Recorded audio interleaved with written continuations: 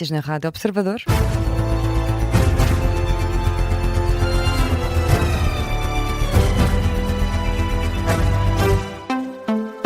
E começamos com, na Venezuela, subiu para 41 o número de portugueses e lusodescendentes mortos na sequência dos sismos que afetaram o país. É o que revela o mais recente balanço do Ministério dos Negócios Estrangeiros. Dá também conta de 87 desaparecidos ou pessoas que estão incontactáveis. Segundo o Ministério, entre os 41 mortos estão 6 crianças e 35 adultos, sendo que 34 são lusodescendentes, 6 são portugueses e um tem nacionalidade portuguesa por casamento. No total, até ao momento foram registadas 1.430 mortes e subiu também o número de feridos. O Parlamento venezuelano dá para já conta de mais de 3.200 feridos.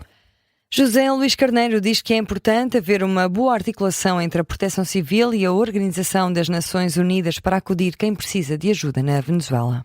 O secretário-geral do PS diz que a chave está na coordenação, especialmente nos primeiros momentos. Ora, em Viseu, o líder do PS diz que a prioridade tem de ser a gestão dos meios que existem no terreno, ainda assim não fecha a porta ao reforço de meios. Contudo, diz José Luís Carneiro que o primeiro momento tem de ser de articulação de esforços no terreno. Nestas primeiras horas, o mais importante é a boa coordenação entre forças e serviços da Proteção Civil, quer da Proteção Civil Europeia, quer da Proteção Civil Nacional e, sublinho, porque não se tem falado desse tema, a articulação com as Nações Unidas. E agora a grande questão está em garantir a boa integração de meios e sermos capazes de reforçar os meios à medida que as necessidades o vão justificando.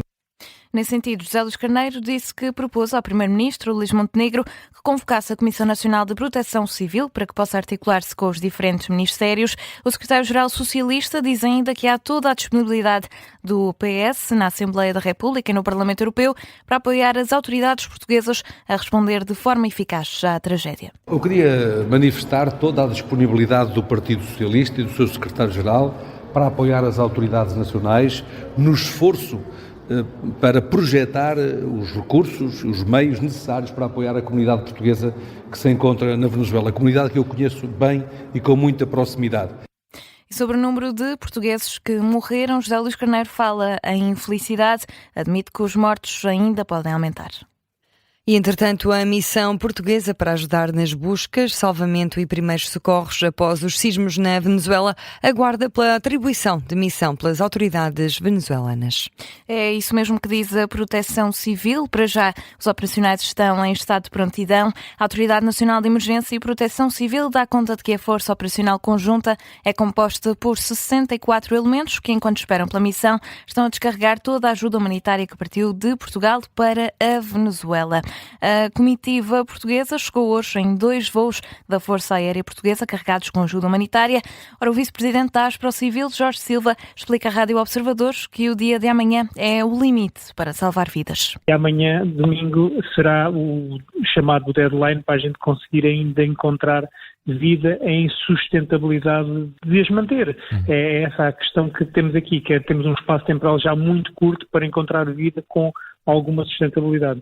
Depois, a partir daí, começa a ser cada vez mais difícil. Não quer dizer que seja impossível, mas começa a ser cada vez mais difícil. Depois, tudo depende dos fatores, e lá está, salubridade, água, alimentação e higiene.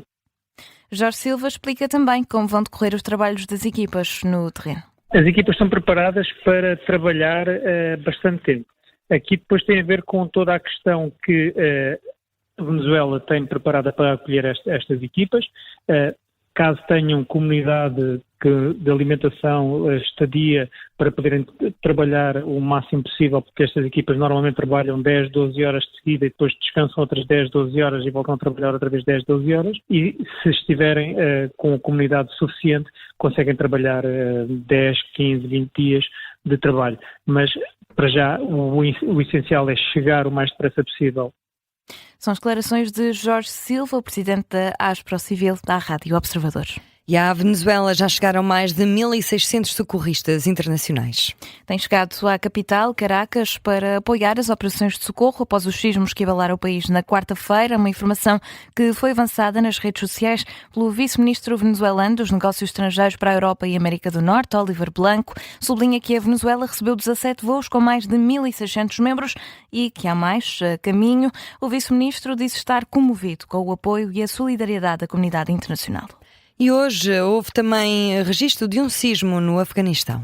O abalo foi registado com uma magnitude de 6.1 na escala de Richter, com epicentro na região de Kush, no Afeganistão. Pouco passava das 6 da tarde, hora local, 2 da tarde em Lisboa, quando a terra tremeu. Também segundo dados do Centro Sismológico Euro-Mediterrâneo, o abalo foi sentido no país vizinho, o Paquistão. Segundo as autoridades locais, não há para já registro de ferimentos ou estragos de maior dimensão.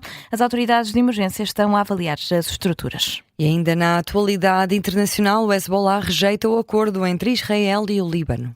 O grupo extremista assegura que não vai abandonar a luta armada. O chefe do Hezbollah diz que o entendimento é nulo e sem efeito.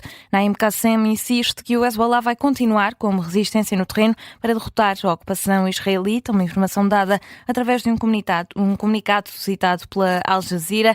Sob o acordo com Israel, o Hezbollah fala numa humilhação, sublinha ainda que se trata de uma vergonha e uma rendição de soberania por parte do Líbano. Entretanto, o presidente do Parlamento libanês lamentou que o acordo alcançado na sexta-feira com o governo israelita tenha desencadeado uma agitação interna e, por isso, pede calma ao povo do Líbano. E regressamos às declarações de José Luís Carneiro, que exige explicações ao Ministro da Educação sobre o atraso na entrega dos exames português aos professores para a correção.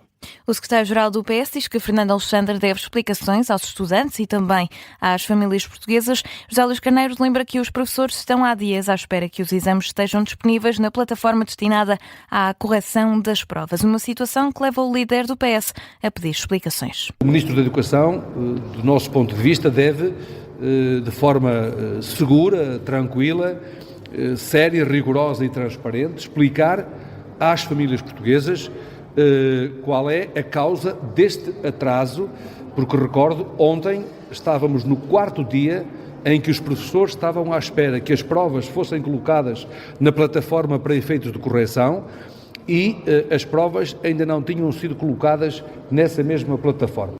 É o pedido de José Luís Carneiro, em causa uma polémica também em que um dos pontos do Exame Nacional de Português era igual ao de um manual publicado pela lei em agosto de 2025, uma situação que levou vários professores a alertar para o perigo de a situação poder vir a favorecer alunos que tiveram acesso a esse manual e a somar a esta questão a nova classificação digital dos exames que tem registado constrangimentos, isto porque há professores a relatar atrasos na distribuição das credenciais de acesso às provas, o que levou o Júri Nacional de Exames a ajustar o calendário para a correção.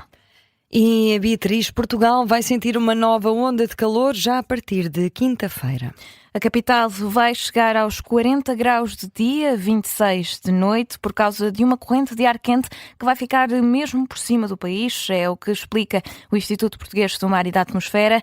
Esperam-se muitas madrugadas tropicais a partir de quinta-feira, em que a temperatura mínima não vai ficar abaixo dos 20 graus e nas horas mais quentes da tarde, as regiões do Ribatejo e do Alentejo Interior vão estar acima dos 42 graus.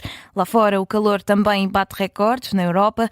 O último atingido hoje pela República Checa, os termómetros chegaram aos 40,6 graus em Praga, o maior calor alguma vez sentido neste país. É um inferno na Terra. E é assim que fechamos o Jornal das 8, edição da jornalista Beatriz Félix. Até já, Beatriz. Até já.